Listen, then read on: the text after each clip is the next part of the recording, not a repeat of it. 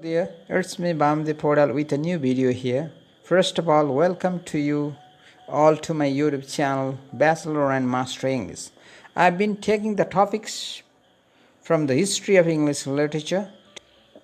Today I'm talking about Big Six of English Romantic Poetry. If the topic sounds, it cannot be discussed in one short video discussion. So I have attempted to divide this topic into 3 lectures.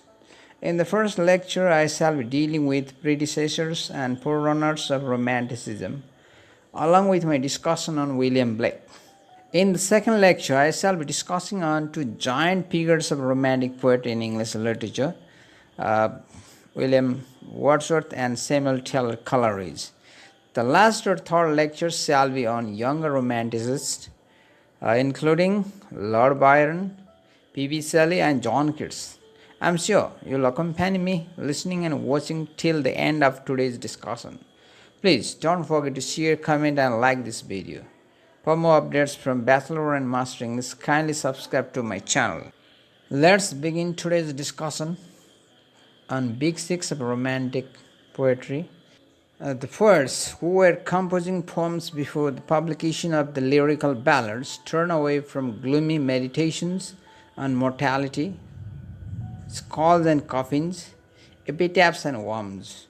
In the context of greybeard and Gothic themes of Thomas Gray, Oliver Goldsmith, etc., to the real nature, animals, simplicity, humanity, love, passion, emotions, feelings, folklores, etc., as adapted by William Cowper, Robert Burns, James Thomson, William Collins, George Crabbe, James Macpherson, Thomas Chatterton, Thomas Percy in their poems. They were the forerunners of Romantic poetry in England. Direct line can be traced from James Thomson's The Seasons to the poetry of nature of the first generation of Romanticists 70 or so years later, with Thomas Gray's elegy written in the country churchyard as the central text which unites nature, emotion, simplicity and eternity. Even when the poets discussed below as the Big Six of English Romantic poets, there were other poets like Sir Walter Scott, Robert Southey, etc., who were contributing from their sides. Their writing lacked actual human experience. However, they cannot be included in the group of Big Six Romantics, because it's the quality of the experience, its strength and vitality from which the choice of the big poets is made. Besides, the marginalized poets could not excel in the subject of marginalized and oppressed people of the society, the rural poor, discharged soldiers, fallen women, the insane, and children, the nature and the sublime. Female poets also contributed to the Romantic movement, but their strategies tended to be more subtle and less controversial. Romantic authors and artists tended to emphasize the content of their works over the form, stressing imagination and emotion and celebrating nature and freedom. And this is William Blake I'm going to talk about. Before William Blake, let me tell you something about the Big Six here. When reference is made to English Romantic poetry, the poets who generally spring to my mind are William Blake, William Wordsworth, Samuel Taylor Coleridge, George Gordon, 6th Lord Byron, Percy Bysshe Shelley, and John Keats. These writers had an intuitive feelings that they were chosen to guide others through the tempestuous period of change. In my first lecture, as I mentioned earlier, I'm talking about William Blake as an outstanding figure of English Romanticism. William Blake was an English poet, artist, engraver and visionary, and one of the most outstanding figures of English Romanticism. Blake is popular for a mystic and visionary. His verse is refreshingly simple in diction, but highly suggestive in the use of imagery. The most distinctive feature of his poetry is in its moral tone, its deep conscience with norms and values. Considered insane and mostly discounted by his contemporaries, Blake's reputation as a visionary artist grew after his death. Largely unrecognized during his lifetime, Blake is now considered a seminal figure in the history of poetry and visual arts of the Romantic Age. From his early teens on, Blake wrote poems, often setting them to melodies of his own composition. Blake was born in London. He attended art schools, including the Royal Academy School, and at age of 14 he was apprenticed to an engraver. In 1800, he secured a patron at Felpham in Sussex, but found the arrangements stultifying. Determined to follow his divine visions, he returned to London. He published numerous collections of poetry, including Songs of Innocence and Songs of Experience. These two were illustrated with his own fantastic etchings. He illustrated his own works with hand-colored engravings.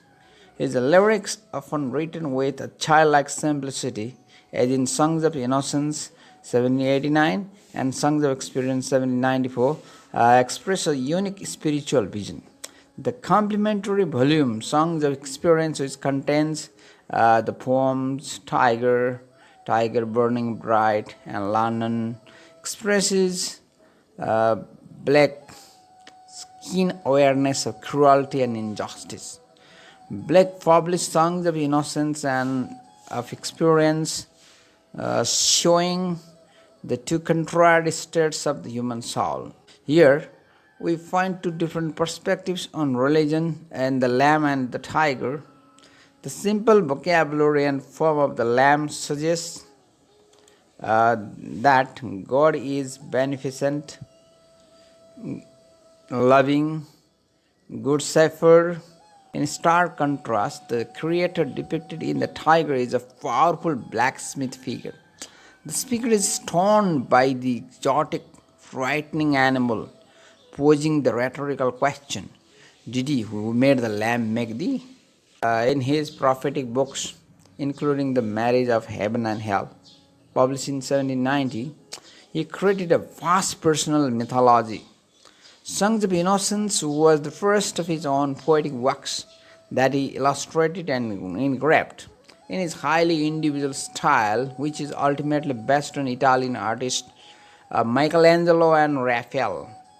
In The Marriage of Heaven and Hell, Blake asserted, "Without contraries is no progression." That is in stanza 8. After 1804, he devoted himself to illustrative work and to large watercolor designs for the biblical book of Job, published in 1821, John Milton's Paradise Lost, published in 1822, and Dante's Divina Commedia, Divine Comedy, 1825. Blake's poem, Jerusalem, published in 1820, was set to music by Charles Perry. From the 1820s, he devoted himself exclusively to pictorial art. Blake's vast personal mythology is presented in his first epic-length form, The Four Joas, which was never published. His early work reveals his dissatisfaction with the prevailing literary styles of his day. He took as his models the Elizabethan and early 17th century poets, the Ossianic poems, and the work of William Collins, Thomas Chatterton, and others, working outside the prevailing contemporary literary conventions. Between 1795 and 1820, Blake developed a complex mythology to explain human history and suffering, and came to see himself as a visionary, prophetic figure, or bard. His writings in this vein center around the biblical stories of Paul, the redemption, and the reestablishment of Eden, but Blake gave these materials his own spin. In his mythos, the fall is seen as a psychic disintegration that results from the original sin of selfhood, and the redemption and return to Eden as a restitution of psychic wholeness, a resurrection to unity. His schema centers around universal man, who incorporates God rather than around a transcendent being distinct from humanity. That's the end of discussion on today's lecture. Up to now, you have been listening and watching the lecture on the big six of romantic poetry. If you enjoyed it, please give a like to this video. If you have some queries, put your own words in the comment box. I wouldn't mind you subscribing the channel for more updates on literature courses for bachelor and master level, along with the connoisseurs of translated literature in Nepali. Thank you very much for your time, and thank you for your attention.